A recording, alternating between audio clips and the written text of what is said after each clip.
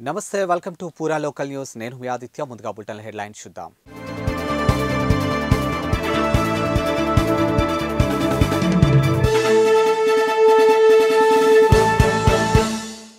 కరీంనగర్ జిల్లా జమ్మికుంటలో Congress party TPCC సభ్యులు పత్తి కృష్ణారెడ్డి తన నివాసంలో మీడియాతో మాట్లాడారు. జమ్మికుంట మున్సిపల్ చైర్మన్ పై అవిశ్వాసం పెట్టింది సొంత పార్టీకి చెందినటువంటి బీఆర్ఎస్ కౌన్సిలర్లని ఆయన గుర్తు చేశారు.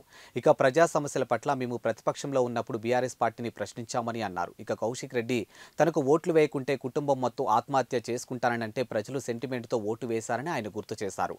ప్రజలకు ఏమి చెప్పి గెలిపించారో మరి కౌశిక్ రెడ్డి కాంగ్రెస్ ప్రభుత్వాన్ని విమర్శించడం సిగ్గుచేటని అన్నారు. ఇక ఎమ్మెల్యే కౌశిక్ రెడ్డి చైర్మన్ రాజేశ్వర పై ఉన్నటువంటి వ్యతిరేకతతోనే సొంత పార్టీ కౌన్సిలర్లు అవిశ్వాసం పెట్టారని అన్నారు. బీఆర్ఎస్ నాయకుల మధ్య సమన్వయం లేకే సొంత పార్టీ కౌన్సిలర్లే చైర్మన్ పై అవిశ్వాసం పెట్టి మా సహకారం కోరారని అన్నారు. ఇక ప్రజా సమస్యల పట్ల పాలకవర్గం పనిచేయాలని తప్ప కాంగ్రెస్ పార్టీపై బురద జల్లే ప్రయత్నం చేయవద్దని పత్తి కృష్ణారెడ్డి అన్నారు. 14 మంది మీ కార్యకర్తలే గత సంవత్సరం కింద కూడా అవిశ్వాసం పెడతానని ప్రయత్నం చేశారు. మీ పార్టీలో అవసోపాలు పడి వాళ్ళందరినీ మెప్పించుకొని ఏదో ఇంకో సంవత్సరం 6 నెలలు లాక్కొచ్చారు మొన్నటిదాకా. పైగా కౌశిక్ రెడ్డి గారు నిన్న జరిగిన ప్రెస్ మీట్ లో నేను ఆయన మాట్లాడింది విన్నా, నేను ఒక పత్రికలో చదివిన.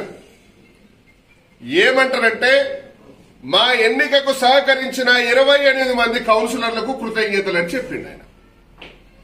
14 మందితో మీరు క్యాంప్ వేస్తే 28 మంది మీకెట్లా సహకరించిండ్రు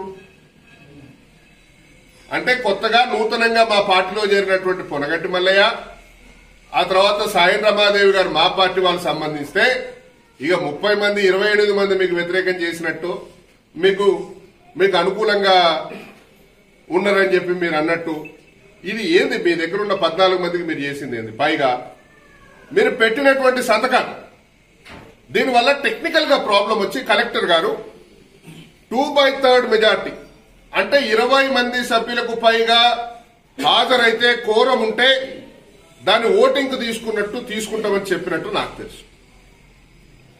మీరు 16 మందో 14 మందో మీరు ఒక క్యాంప్ లో ఉన్నారు. ఎవరు? చైర్మన్ గారి క్యాంప్ లో 14 మంది ఒక క్యాంప్ లో ఉన్నారు. టెక్నికల్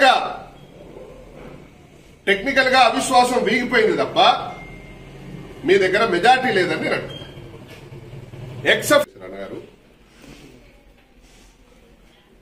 ఇది ఒక 15 మందో 16 మందో టీఆర్ఎస్ లేకపోతే ఒక 13 మంది అనుకుందాం. మా వాళ్ళు నూతనంగా మా దాంట్లో చేరిన పార్టీలో చేరినటువంటి పొనగంటి మల్లయ్య గారు, మా సాయని రమాదేవి గారు మా కౌన్సిలర్లుగా మేము భావిస్తున్నాం. ఓకే, కానీ చైర్మన్ గారికి వ్యతిరేకంగా కౌశిక్ రెడ్డి గారికి వ్యతిరేకంగా అందులో ఉన్నటువంటి 14 మంది అవిశ్వాసం పెట్టినట్టున్నా నేను. ఆ 14 మంది అవిశ్వాసం పెట్టినప్పుడు నిజమే కదా, మీరు అవిశ్వాసం పెట్టింది నిజమే కదా, ప్రజలకు అన్యాయం జరుగుతుంది కదా, ఈ పాలకవర్గంతో ప్రజలు ఇబ్బంది పడుతున్నారు కదా అని చెప్పి మా వాళ్ళు సపోర్ట్ చేశారని అంటున్నా. లేదు 5 సంవత్సరాలు నీకు చక్రవాకం సీరియల్ చూపేయడానికి మేము రెడీగా ఉన్నాం. నీ సినిమా 2 గంటలు ఏం సరిపోదు నాయన, కాచుకోండి. మీరు ఏదైనా ఉంటే పద్ధతిగా మాట్లాడండి, ప్రజా అవసరాలు తీర్చేటట్టు మాట్లాడండి. ప్రతిపక్షంలో ఉన్నాం కదా, ప్రజా అవసరాల కోసం ఏం మాట్లాడాలో విచారించి ఆలోచించి మరీ మాట్లాడండి అని చెప్తూ మరొకసారి వాళ్ళు పెట్టినటువంటి అవిశ్వాసానికి మాకు సంబంధం లేదు. అది కేవలం టీఆర్ఎస్ పెట్టుకున్నటువంటి అవిశ్వాసం అది. కానీ ఎవరైతే అవిశ్వాసం పెడతామని మా దగ్గరికి వచ్చిండ్రో మా నాయకత్వం మాట్లాడింది తప్పకుండా మీకు అండగా ఉంటామని చెప్పాం. అవిశ్వాసం వీగదా నెగ్గుతుందా అని వేచి చూసాం. కానీ ఈ రకమైనటువంటి భయభ్రాంతులకు గురి చేసి ఇవాళ ఆ బీఆర్ఎస్ లో ఉన్నటువంటి టీఆర్ఎస్ లో ఉన్నటువంటి కౌన్సిలర్లను కూడా కొని భయభ్రాంతులకు గురి చేసి తాళాలేసి నీ వైపున్న 14 మందిని కూడా నువ్వు ఎక్కడో దాసి మొబైల్ ఫోన్లు గుంజుకొని తాళాలేసి ఇవన్నీ చేసి ఇది కాంగ్రెస్ పార్టీ మీదకో ఎవరి మీదకో నెడితే ఊరుకునేది లేదు. మళ్లీ చెప్తున్నా, నీ ఎమ్మటున్నది 14. మళ్లీ చెప్తున్నా, కౌశిక్ రెడ్డి మేమే నెగ్గాము, జెండా బాతామని చెప్పినట్టున్నావు. జెండా బాతున్నావా? 14 మందితో జెండెట్ట బాతావా? 14 మందితో జెండెత్త బాతావా నేను అంటు. ఏ జెండా ఎగరేసినావు అని అడుగుతున్నాను. 14 మందితో జెండా ఎగరేస్తే మెజార్టీ అవుతుందా మైనార్టీ అవుతుందా ఆలోచించుకోవాల్సిన అవసరం.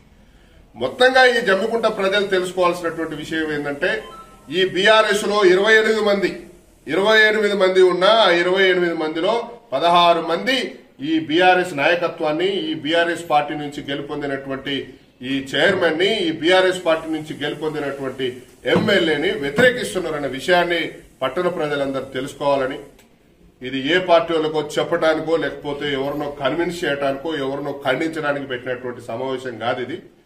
జమ్మికుంటలో ఉన్నటువంటి ప్రజలు ఈ కౌన్సిలర్లు 4 రోజుల పాటుగా బీఆర్ఎస్ కౌన్సిలర్లు చేసినటువంటి పనికి ఊరిడిచి పారిపోయి ఈ ప్రజల యొక్క అభివృద్ధిని పక్కదోవ పట్టించారు. ప్రజల అభివృద్ధి గురించి, అవసరాల గురించి పట్టించుకోలేదు.